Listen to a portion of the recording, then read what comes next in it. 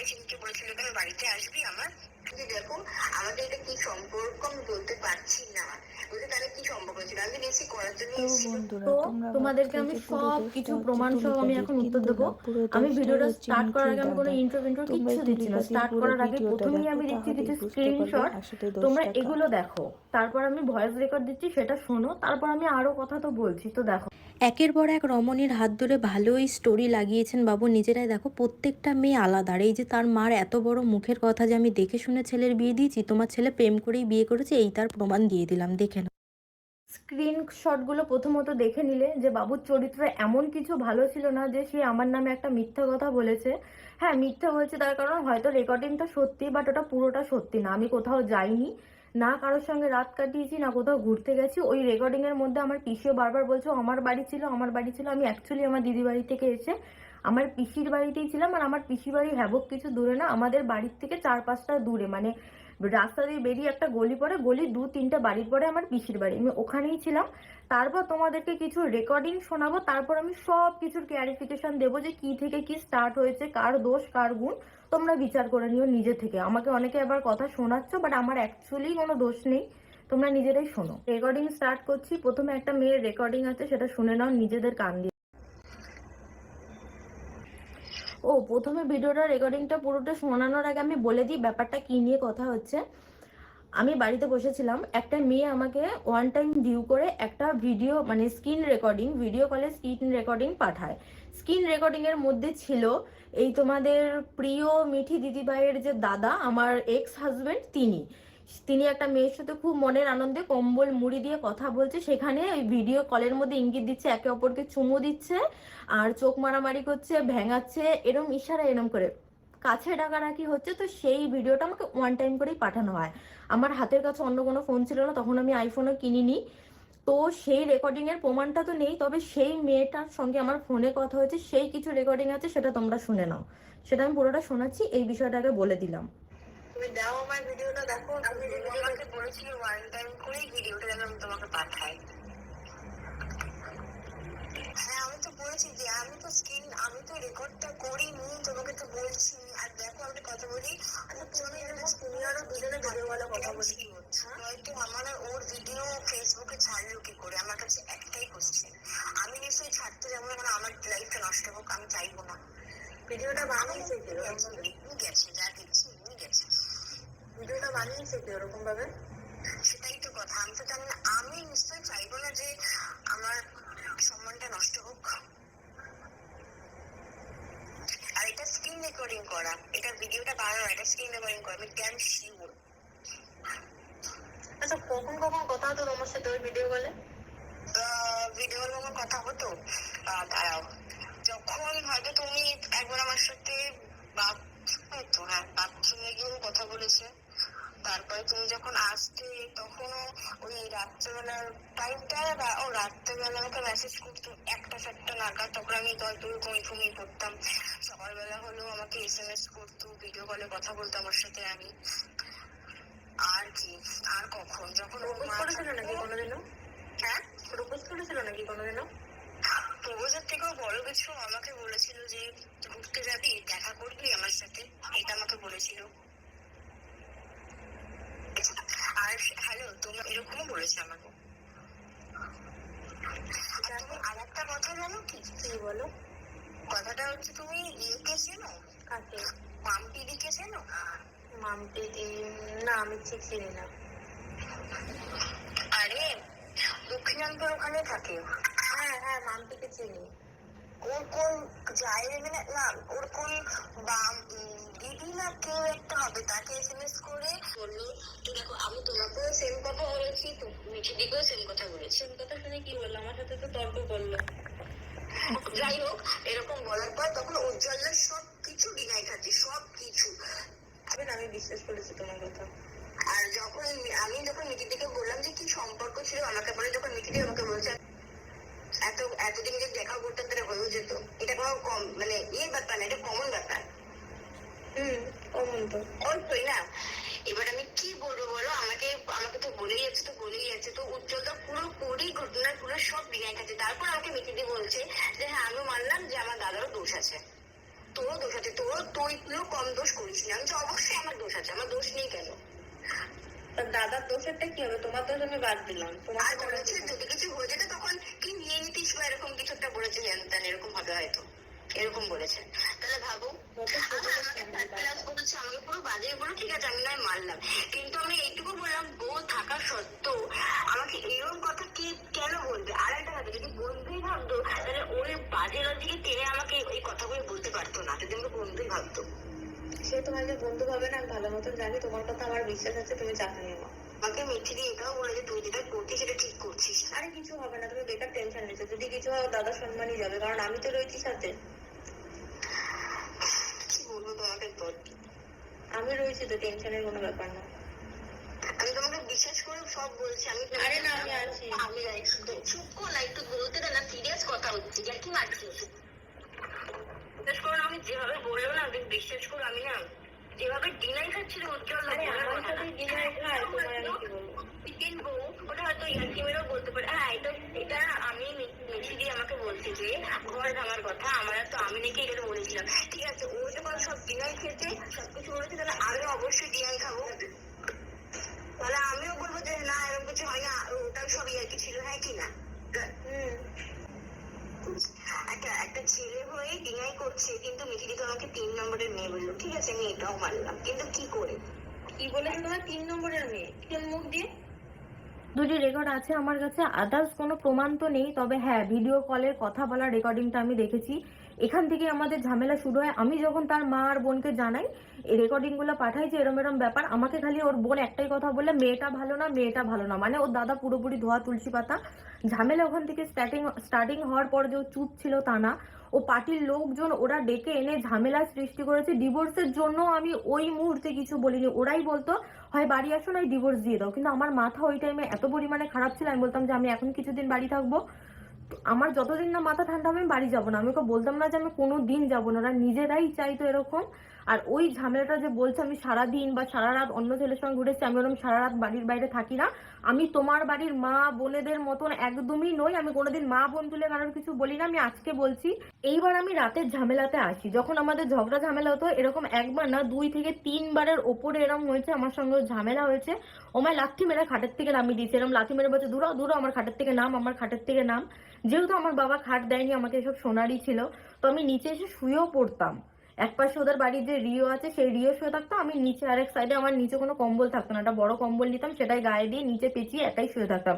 সারা রাত আমায় দেখতেও আসতো না, তুলতেও আসতো না, সে তো তখন অন্য মেয়ের সঙ্গে ভিডিও কলে চ্যাট করতে ব্যস্ত থাকতো। তুমি এখন আমায় এসে বলছো যে আমি এই করেছি, কে সহ্য করবো, ওই করবে, সহ্য আমিও অনেক করেছি চাদু, সেসব কথা এখন আমি সমস্ত কিছু বলবো তোমাদের। এতদিন বলিনি বলে যে বলবো না তা না। এইসব ঝামেলাগুলো হলো যখন আমরা কাশ্মীর ঘুরতে যাই, সেম ঝামেলা। কাশ্মীরে গিয়েও আমার পায়ের ওর যে বুটটা আছে সেটা খাটের উপর ছুঁড়ে মারে, আমার গালের এই জায়গাটা লাগে। ঝামেলা জাতি হতো, আমরা নিজেরাই মানিয়ে নিতাম। আমি 1টা বছর মানিয়ে নিয়েছি, কিন্তু স্টার্টিং হয় যখন খালি ঝামেলা হলো বলতো যে ডিভোর্স দে, ডিভোর্স দে, ডিভোর্স দে, বন্ধুদের সামনে অল টাইম আমায় ছোট করতো। আমায় খালি বলতো কি, আমি যদি জানতাম যে আমি আর ডাক্তারিতে যাবো না, তাহলে আমি এত তাড়াতাড়ি বিয়ে করতাম না, আমি কত সুন্দর মেয়ে পেতাম। তা আমি দেখলাম তুমি অনেক সুন্দর মেয়ে পেয়েছো, সুখী হও তোমার জীবনে, তুমি কেন আমার পেছনে লাগতে এসছো? বন্ধুদের সামনে সব সময় কথা বলতো, ছোট করতো, অপমান করতো, আর এটা বাড়ির লোক খুব ভালো মতন সায় দিত, আমায় কখনো কোনো সম্মান দিয়ে কথা বলতো না, তুই তুকারি যা নয় তা বলতো লোকের সামনে। এমনকি ওদের বাড়িতে যে আসে ওদের দয়াল বাবা, তিনিও এসে আমায় বলতো যে বৌমা এই কাঠগুলো থেকে পেরেকগুলো ছাড়িয়ে দাও, এই করে দাও, ওই করে দাও। আর খালি বলতো কেন করবি না, আমার মা করতে পারলে, এইখানে এই পাড়ার মহিলারা সব মাঠে চলে যায় কাজ করতে, তুই কেন পারবি না? তো আমি স্বামী স্ত্রীর ঝামেলার মধ্যে আসছি, মা বোনের ঝামেলা আমি কোনোদিন তুলিনি যে চলো ঠিক আছে, ওর বোন আমার সঙ্গে প্রথম প্রথম কোনো খারাপ ব্যবহার করেনি, কিন্তু লাস্ট টাইমেও ছাড়েনি। ঝামেলা শুরু হয় আমি যখন বাড়িতে আসি, বাড়িতে ভালোভাবে ঘুরতে আসি, আমার মায়ের শরীর ভালো ছিল না, আমি জানিয়ে আসি যে আমার মার তো শরীর ভালো না। তোমরা হয়তো দেখেছিলে একটা প্র্যাঙ্ক ভিডিও, যেটা আমার গায়ে জল ঢেলেছে, প্র্যাঙ্ক ভিডিওটা এখন হয়তো নেই। সেই দিনই আমি বাড়িতে আসি, আমার মার শরীর ভালো ছিল না বলে আমি জানিয়ে আসি মা অসুস্থ, আমি একটু 2 দিন বাড়িতে গিয়ে থাকবো। আমায় ভালোভাবে বললো যাও, মা শরীর 2 দিন আমি ছিলাম। 3 দিনে দিন যখন আমার জামাইবাবুর জন্মদিন থাকে, আমার দিদি বললো তুই যখন বাপের বাড়ি রয়েছিস আয়, কারণ আমার শ্বশুর বাড়ি থেকে যাওয়ার পারমিশন ছিল না, আমায় যেতেও দিত না। তো আমি তার পারমিশন নিয়ে ফোন করে যে দিদি এরম নিমন্ত্রণ করেছে আমি কি যাব? তখন আমায় বললো যে হ্যাঁ যাবি তাহলে যা। গেছি, ওই রাতটা ছিলাম, পরের দিন সকালবেলা ফোন করে বাড়ি আয়, এখনই বাড়ি আয়। আমি বললাম খুব রোদ্দুর, আমি বিকেলে যাই। ও বললো না, তোর ভিডিও করতে হবে, কোনো হুঁশ নেই তোর, এই নেই সেই নেই। ও সে ফোনটা কাটলো, তার বোন সাথে সাথে ফোন করে গরম নিল, তোমার কোনো হুঁশতাল নেই, আমি জানি তুমি কালকেই বাড়ি আসবা, এখনো বাড়ি আসোনি, তোমার কোনো হুঁশজ্ঞান নেই যে ভিডিও বানাতে হয়, এই করতে হয়। সে ফোনটা কাটলো, আমি কোনো একটা উত্তর দিইনি তখনও। তারপর তার দাদা ফোন করে বলে কি তোর বাড়ি আসতে হবে না, তুই আমায় ডিভোর্স দে, ডিভোর্স। ওই সময় আমার যায় মাথাটা গরম হয়, আমি বলি ঠিক আছে, আমি ডিভোর্স দিয়ে দেবো, কোনো ঝামেলাঝাটির কোনো ব্যাপার নেই। সেই কথাটা বলে আমি বাড়ি এসি। তার মা কিন্তু তার ছেলেকে মানে ছেলেকে পাঠিয়ে দিলে পারতো যে যা বাবা বৌমাকে বাড়ি নিয়ে আয়। তার মা সেটা করেনি। তার মা সেটা করার বদলে ইম্পর্টেন্ট মনে করেছে না, আগে ঝামেলা হয়েছে সেটা সবাইকে জানাই।